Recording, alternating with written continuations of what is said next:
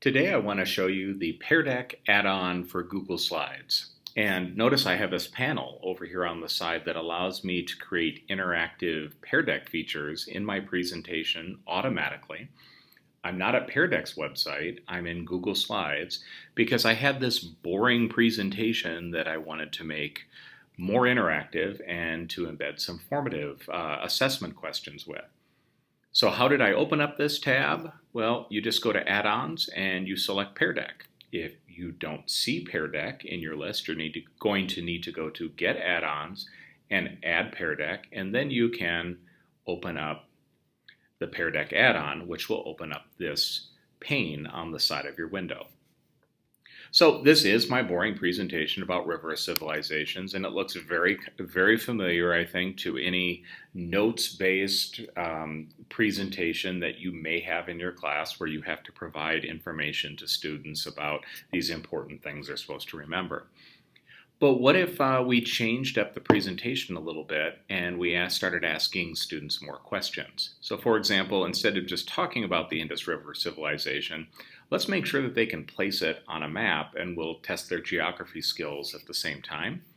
So here what I want to do is I'm going to go down to Ask Students a Question, and this time I want to ask a draggable question, and Pear Deck does all this magic for me behind the scenes. And it shows me a little preview of what my slide will look like. I can choose what I want kids to drag around the screen. I'm going to have them do a map pin.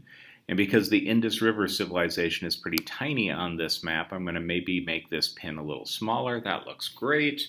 And update the slide.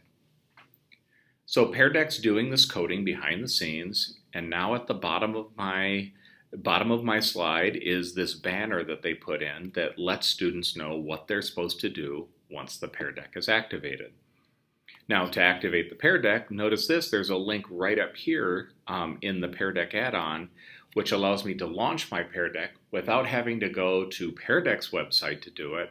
I can do everything right through Google Slides. Another question type I could do is maybe I could put a choice question in. Once again, a wizard starts up and it's going to ask me what are my options that I want to provide. So let's say, is it the Nile? Is it the Tigris, Euphrates rivers? Is it the Indus River?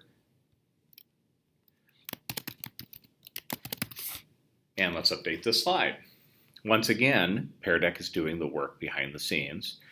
And so it puts the banner at the bottom. It also puts some things in the speaker notes below to tell me what kind of question I'm asking and what the options are. If I would want to change anything about this question, all I need to do is go up and check on choice again, and it's going to open up the wizard again, and it's going to allow me to change the name. So perhaps I want to change the name of this river to the one that the students might be a little more familiar with, and update the question. Perfect, done. So when you start thinking about how presentations could be a little bit different, you start getting way more interactivity out of your questions with the students. The other thing you can do is you can add questions at the beginning, during, or at the end of the lesson. So let's just go ahead and put in an exit ticket. What are 2 things that I learned from today's lesson? And it automatically puts that into my Pear Deck presentation for me, and it has it already programmed exactly the way it needs to be. If you want to learn more about Pear Deck's add-on for Google Slides, please stop by the Chrome Corner, and we'll help you turn those boring presentations into more interactive ones embedded with formative assessments.